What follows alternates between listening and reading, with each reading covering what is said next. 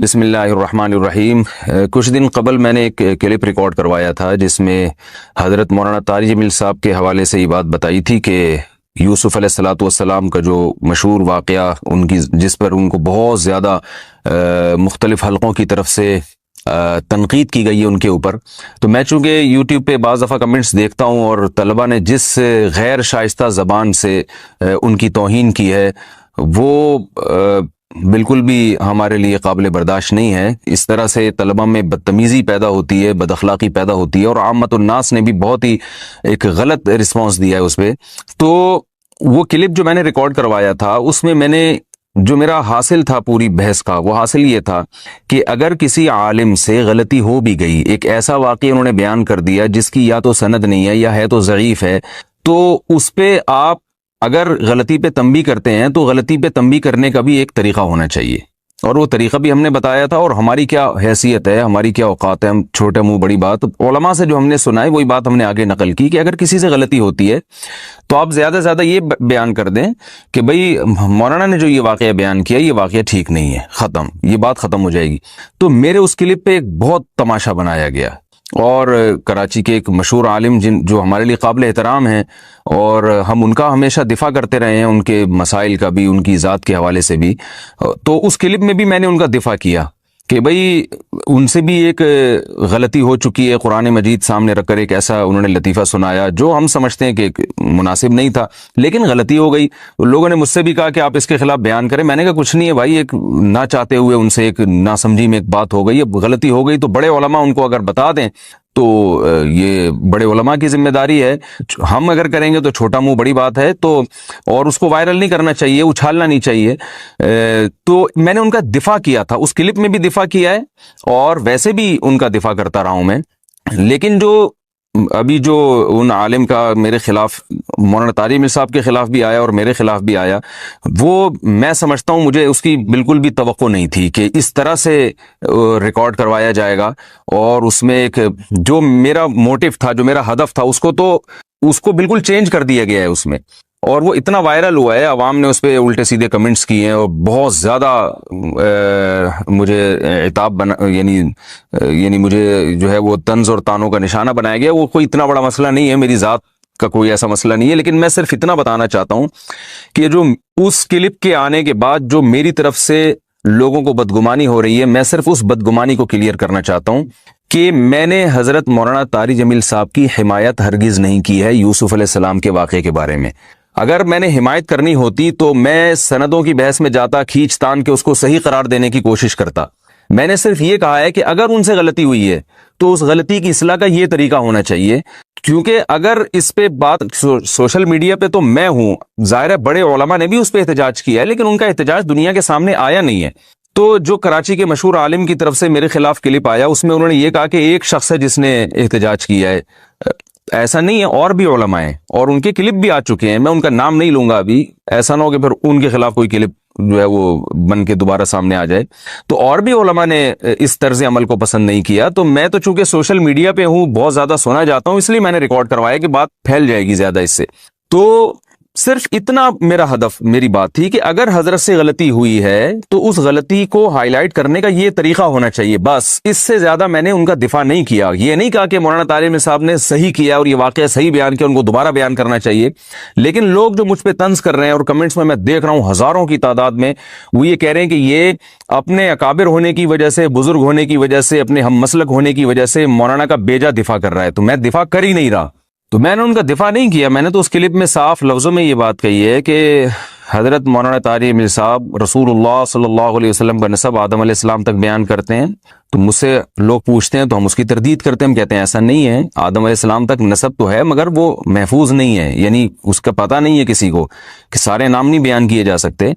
کیونکہ صحیح بخاری کی حدیث کے مطابق آپ صلی اللہ علیہ وسلم حضرت عدنان تک اپنا نسب بیان کرتے تھے، عدنان تک، اس کے بعد آگے نہیں بیان کرتے تھے۔ تو یہ غلطی تھی حضرت مولانا طارق جمیل صاحب کی۔ تو میں نے بتایا کہ جیسے ہم سے کسی نے پوچھا تو ہم نے بتا دیا بھائی ایسا نہیں ہے، مولانا نے غلطی کی ہے، تو ایسے یہاں بھی آپ کہہ سکتے ہیں کہ مولانا سے غلطی ہوئی ہے، اور خاص طور پہ جبکہ وہ منہ کالا کرنے والی جو بات انہوں نے کی تھی اس پہ رجوع کا کلپ بھی ریکارڈ کروا چکے ہیں۔ تو تو پہلا مسئلہ تو میں اپنی پوزیشن واضح کرنا چاہتا ہوں کہ میں نے مولانا طارق جمیل صاحب کی حمایت نہیں کی ہے، میں نے صرف مخالفت کا ایک طریقہ بیان کیا ہے کہ مخالفت جب علماء کی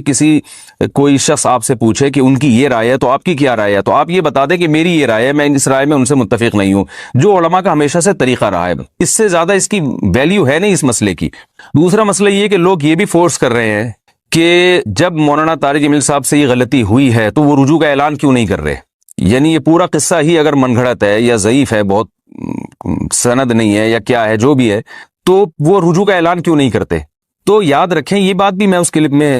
ریکارڈ کروا چکا ہوں کہ اگر اس طرح سے آپ رجوع کا اعلانات کروائیں تو یہ پھر اعلانات کا سلسلہ بہت طویل ہوگا، بہت سارے علماء اس کی لپیٹ میں آئیں گے، کیونکہ اس کا تعلق مسائل سے نہیں ہے۔ اگر کوئی ایسے روایت پیش کی جاتی جس کا فقہی مسئلے سے تعلق ہوتا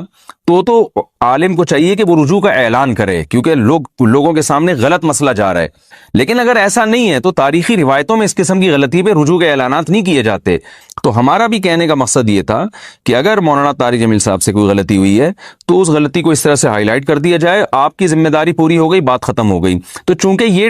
ہماری جو قوم ہے نا اسٹینڈ پہ چل رہی ہے، یعنی آپ یہ کہہ سکتے ہیں کہ آپ کو اس بارے میں بولنے کی کیا ضرورت ہے۔ مجھے بولنے کی ضرورت اس لیے نہیں ہے کہ میں مولانا طارق جمیل صاحب کا دفاع کر رہا ہوں، مجھے بولنے کی ضرورت اس لیے ہے کہ میں میڈیا پہ ہوں اور ہماری جو عوام ہے اس میں یہ اس ٹریک پہ چل پڑی ہے وہ، کیونکہ زبان کی لغزشیں اور اس طرح کی غلطیاں ہر انسان سے ہوتی ہیں اور ہوتی رہیں گی، تو اس میں ہمیں پہلے سے لوگوں کو گائیڈ کرنا چاہیے کہ اس موقع پر کرنا کیا ہے۔ تو یہ ایک بات۔ اچھا، دوسری بات یہ کہ تفسیر کبیر اور امام رازی، یہ مجھے اللہ کی قسم پہلے سے معلوم تھا یہ ایک ہی تفسیر ہے، تو میری زبان سے نکل گیا کہ تفسیر کبیر میں بھی امام رازی نے بھی لکھا ہے۔ تو ایسی زبان کی لغزش پہ بھی اتنا بڑا الزام لگا دینا کہ اس نے حدیث کی کتاب کی کبھی شکل بھی نہیں دیکھی ہوگی، یہ قدوری بھی نہیں پڑھا سکتا یا صرف قدوری پڑھا سکتا ہے، واللہ عالم۔ تو مجھے تو پتا ہے کہ میں کیا کر سکتا ہوں، ہو سکتا ہے مجھ میں قدوری پڑھانے کی بھی صلاحیت نہ ہو، لیکن کسی عالم کو کسی دوسرے کے بارے میں، چاہے وہ اس سے عمر میں، علم میں، مرتبے میں کئی گنا چھوٹا بھی کیوں نہ ہو، تو کم از کم اتنی تو بات کی رعایت کرنی چاہیے کہ جس کے ساتھ آپ زندگی میں کبھی ملے بھی نہیں ہیں، اور اگر ملاقات بھی ہوئی ہے تو ایسے ہی چلتے پھرتے سلام دعا ہوئی ہو ہلکی پھلکی، اس کے بارے میں آپ یہ کیسے تبصرہ کر سکتے ہیں کہ وہ قدوری بھی نہیں پڑھا سکتا، یا حدیث کی کتاب کی اس نے کبھی شکل بھی نہیں دیکھی ہے، یا اس میں حدیث کی سند کی تحقیق کی صلاحیت ہی نہیں ہے، اسی وجہ سے وہ جان چھڑا رہا ہے کہ وہ تفسیر کبیر کی سند کی بحث میں نہیں جاتا۔ میں تو اس لیے بحث میں نہیں جا رہا تھا کہ یہ مان کر، یہ فرض کر کے کہ اس میں جانے کی ضرورت نہیں ہے، زیادہ سے زیادہ ضعیف روایت ہوگی، موضوع روایت ہوگی نا، اور کیا ہوگا۔ تو غلطی کو غلطی مان کر، یہ بحث کو سمیٹنے کے لیے میں یہ کر رہا تھا، یہ مطلب نہیں تھا کہ ہم سند پر جو ہے وہ سند کی بحث میں پڑھنے کی ہمارے اندر صلاحیت ہی نہیں ہے، یا کسی حدیث کے بارے میں یا روایت کے بارے میں یہ تحقیق ہی نہیں کر سکتے۔ میرے رسالے موجود ہیں الحمدللہ، میرے علمی تحقیقات موجود ہیں، تو میں نہیں دعویٰ کرتا کہ میں کوئی بڑا عالم ہوں، میں یقیناً ایک طالب علم ہوں، اور شاید میرے اندر قدوری پڑھانے کی بھی صلاحیت نہ ہو۔ تو ان مولانا صاحب نے یہ تو اعتراف کیا کہ قدوری پڑھانے والا ہے، تو ہو سکتا ہے ہم بھائی قدوری بھی نہ پڑھا سکتے ہوں اور ایک معمولی سی کتاب بھی نہ پڑھا سکتے ہوں، لیکن میں پڑھا سکتا ہوں یا نہیں پڑھا سکتا، علمی صلاحیت ہے یا میں جاہل ہوں، یہ فیصلہ وہ شخص تو کر سکتا ہے جو میرے ساتھ رہا ہو، یا وہ عالم جن کا میرے ساتھ اٹھنا بیٹھنا ہو، جو کبھی مجھ سے زندگی میں ایک یا دو، وہ بھی اتفاقی ملاقات ہوئی ہو، وہ بھی چند سیکنڈ کی ہوئی ہو، تو وہ کسی کے بارے میں کیسے فیصلہ کر سکتے ہیں کہ وہ پڑھانے کی صلاحیت رکھتا ہے یا نہیں رکھتا، وہ مفت کا مفتی ہے۔ تو میرا خیال ہے یہ تھوڑی سی زیادتی ہے، میں نہیں کہہ رہا کہ ان کو اس پہ معافی مانگنی چاہیے، وہ جو بھی ہیں ہمارے بڑے ہیں، بہرحال قطعاً اس کا میں قائل نہیں ہوں، لیکن میں صرف اپنی پوزیشن واضح کرنا چاہتا ہوں کہ میرے جو کلپ تھا اس پہ یہ کچھ بنتا نہیں تھا، اس کے ری ایکشن میں، اس کے احتجاج میں یا اس کی مخالفت میں، جو میں سمجھتا ہوں کہ شاید تھوڑا سا غلط ہو گیا ہے۔ ہماری عادت کیا ہے، کوئی شخص آ کے بات کرے گا، ایک دم ہماری رگیں ہماری رائے کے خلاف جائے گا نا، تو ایک دم ہماری رگیں پھولنا شروع۔ گستاخیوں کے فتوے تو پاکستان میں ہول سیل کے حساب سے لگ رہے ہیں۔ کچھ دن پہلے مجھے کسی نے کہا کہ بھائی اللہ کا نام اس گلاس پہ لکھا ہوا ہے، اللہ نہیں لکھا ہوا تھا، جیسے اللہ کے صفاتی نام ہے نا، جیسے اللہ کے صفاتی ناموں میں حلیم بھی ہے اور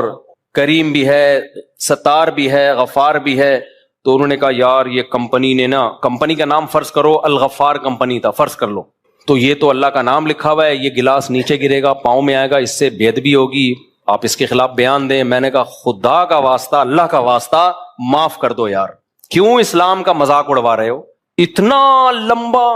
اب میں فوراً ان کی بات سن کے جذباتی ہو جاتا، یار الغفار تو کس کا نام ہے؟ اللہ کا نام، اور غفار کمپنی بالفرض ہوتی اس کی ایسی کی तैसी कर देता। उसके साइड इफेक्ट कितने होने थे भाई। अगर गफ्फार कंपनी का गिलास जमीन पे गिरने से अल्लाह के नाम की बेइज्जती हो रही है, तो गफ्फार साहब को तो थप्पड़ मारना इस्लाम में हराम हो गया। फिर जो सच्ची मुच्ची का गफ्फार है उसको तो गाली देना भी, वो जो मर्जी करता फिर आपने कहना नहीं गफ्फार बहुत नेक है, वो उल्लू का पट्टा हो ही नहीं सकता, क्योंकि गफ्फार किसका नाम है। और गफ्फार को आपने बोल दिया उल्लू का पट्टा, वो कहेगा, यहीं कहीं आपने लिख दिया भाई गफ्फार तो 2 नंबर है, उसने तौहीन का केस बना दिया। भाई गफ्फार अल्लाह का नाम है और इसने कहा गफ्फार क्या है 2 नंबर, तो हम क्या तावील करेंगे भाई। अल्लाह को नहीं कहा, ये जो बंदा है ना गफ्फार इसको बोला है। तो कंपनी भी बोलेगी हमने अल्लाह के नाम को नहीं गिराया, वो जो कंपनी का नाम है वो जमीन पे आ रहा है, वो जमीन पे आ रहा है। अल करीम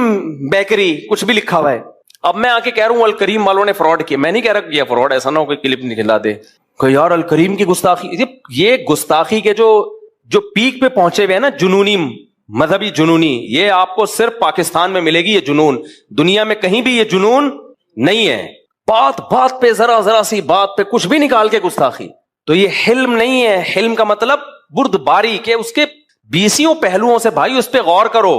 कि इसके क्या साइड इफेक्ट होंगे। लोगों का नाम भी मोहम्मद होता है कि नहीं होता। एक साहब मुझे कहने लगे, मैंने कहा अपने बेटे का नाम मोहम्मद रखो, मैंने भी अपने बेटे का नाम मोहम्मद रखा। उन्होंने कहा नहीं, अगर कोई शख्स ये कहेगा मोहम्मद जो है ना, ये कोई कभी उल्टा काम करे और कि मोहम्मद ऐसा है, तो ये तो नबी की गुस्ताखी हो। मैंने कहा भाईजान वो हमारे पैगंबर को नहीं कह रहा, वो तेरे बच्चे को कह रहा होगा। वो मूसा नाम होता है, लोगों का नहीं होता। तो अगर वो गलत करेंगे, मूसा को, जो मूसा नाम के लोग होते हैं, फांसी की सजाएं भी सुनाई गई हैं बहुत से लोगों को। अब जज ने कहा कि ये जो मूसा है, ये वाला मूसा जो अंडा मोड़ पे रहता है, अदालत फांसी पे लटकने का हुक्म देती है। आपने कहा मूसा ये तो तौहीन हो गई मूसा। तो जैसे नाम को जब किसी का नाम पड़ जाए तो ये उसका नाम है, उस मौके पे ये अल्लाह का नाम नहीं है। ऐसे ही कंपनी पे अगर अल्लाह के सिफाती नाम में से कोई नाम लिखा हुआ है और अल्लाह के नाम की हैसियत से नहीं लिखा, वो कंपनी के नाम की हैसियत से लिखा है या किसी बंदे के नाम की हैसियत से लिखा है, तो भाई उसके वो हकाम नहीं होंगे जो किसके हैं, अल्लाह के हकाम है। कितने लोगों पे इस तरह तौहीन के केस हुए हैं कि स्टिकर पे कुछ लिखा हुआ था, कुछ भी लिखा हुआ था ना, वो आपने किसी के घर पे बाहर जाके स्टिकर लगा दिया, पॉम्फलेट लगा दिया, उसका नया कलर हुआ है, उसने देखा मेरे मकान की ऐसी की तैसी हो गई, उसने जाके वो पॉम्फलेट फाड़, उसने थोड़ी पढ़ता कि उसको अंदर क्या लिखा हुआ है, वो कहीं नीचे गिरा है, कहीं पानी में, उस पे कहीं नबी का नाम लिखा हुआ था, तो केस कर दिया उसको कि तौहीन रिसालत का। और केस में पता है क्या होता है ऐसे मौके पे, एसएचओ भी एफआईआर काटने पर मजबूर है। उसको पता है मैंने एफआईआर नहीं काटी तो ये कटे ना कटे मैं पहले कटूंगा। ये ओरिजिनल वाकयात बता रहा हूं आपको मैं। एसएचओ एफआईआर काटने पर मजबूर, वो बंदा जिसने सारी जिंदगी नबी सल्लल्लाहु अलैहि वसल्लम के नाम का एहतराम किया, सारी जिंदगी वो नामूस रिसालत पे डटा रहा, वही तौहीन रिसालत के केस में कहां जा रहा होता है, जेल के अंदर जा रहा होता है। एसएचओ एफआईआर काटेगा लाजमी, फिर केस जाएगा जज के पास। तो जब जज के पास केस जाता है ना, बाहर इतना क्राउड अदालत के बाहर खड़ा होता है, क्योंकि प्रोपेगेंडा करके ना लोगों को कि इसने तौहीन किया, देखो अल्लाह के नाम को जमीन पे, अल्लाह के नबी के नाम को इसने जमीन पे डाला, उसकी कोई नीयत नहीं होती, दूर दूर का कोई इरादा नहीं होता उस बेचारे का, वो सिर्फ इस बेस पे उसने पंफलेट फाड़ा है कि मेरी दीवार क्या कर रहे हैं ये लोग, खराब कर रहे हैं। तो जब जज के पास केस जाएगा तो जज को पता है कि मैंने अगर इस केस में इसको बरी करार दे दिया तो लोग इसको भूल जाएंगे, ये सारा मजमा किस पे चढ़ेगा, मेरे ऊपर। 2 बेगुनाह लोगों को ना इस तरह जेल के, जो ये तो मैंने बराह रास्त वकील से सुना है, ये वकील का नाम मैं हाईलाइट नहीं कर सकता, वकील कह रहा है, जो मुजरिम का वकील है ना, जो मुजरिम नहीं था यानी जिस पे इल्जाम लगा था, उसका वकील कह रहा है मुझे पता है कि मेरा जो मुवक्किल है वो बेगुनाह है, लेकिन मैंने अपनी गर्दन बचाने के लिए उसको जेल भिजवा दिया, क्योंकि बाहर इतना क्राउड ना, कोर्ट के बाहर लोग कह रहे हैं अगर ये बच गया ना तो तुझे नहीं छोड़ेंगे, हम वकील को नहीं छोड़ेंगे। तो ये हिल्म बुर्दबारी है, बोलो, ये मिनहाइसुल कौम उजलतबाजी है। वो जो कुरान कह रहा है ना कि इन्नल इंसाना खुलिका हलुआ, जलबाज है, तो कौम भी जलबाज, और इनफिरादी तौर पर भी हम क्या हैं, जलबाज। कोई नहीं देख रहे, कोई सेंस इस्तेमाल नहीं कर रहे, और इसी जलबाजी पे लेबल क्या लगा हुआ है, इश्क रसूल का। ये और बड़ा जुर्म कि जो गलत काम कर रहे हो आप। हमारे नबी क्या जलबाज थे? अगर जलबाज होते तो सुलह हुदैबिया में काफिरों की शराइत मानते क्या आप सल्लल्लाहु अलैहि वसल्लम के इल्म में ये था कि अभी काफिरों की शराइत मानने में वक्ती नुकसान है हमारा, फ्यूचर में फेवर इसका किसको मिलेगा, हमें मिलेगा। कोई बात नहीं, दब के उनकी शराइत कबूल कर ली आपने। दबने का मतलब ये है कि जाहिरी तौर पर जाहिरी तौर पर तो ऐसा लग रहा था कि सहाबा दब के शराइत कबूल कर रहे हैं, लेकिन अंजाम किसके हक में बेहतर होने वाला था, मुसलमानों के हक में। तो کئی بے گناہ لوگ اس چکر میں اندر پھنسے ہوئے ہیں، جو داڑیاں ہیں ان کی، نماز پڑھتے تھے لیکن کسی نے بھی اپنی ڈھرک نکالنی ہو، آپ یار ابھی کا اس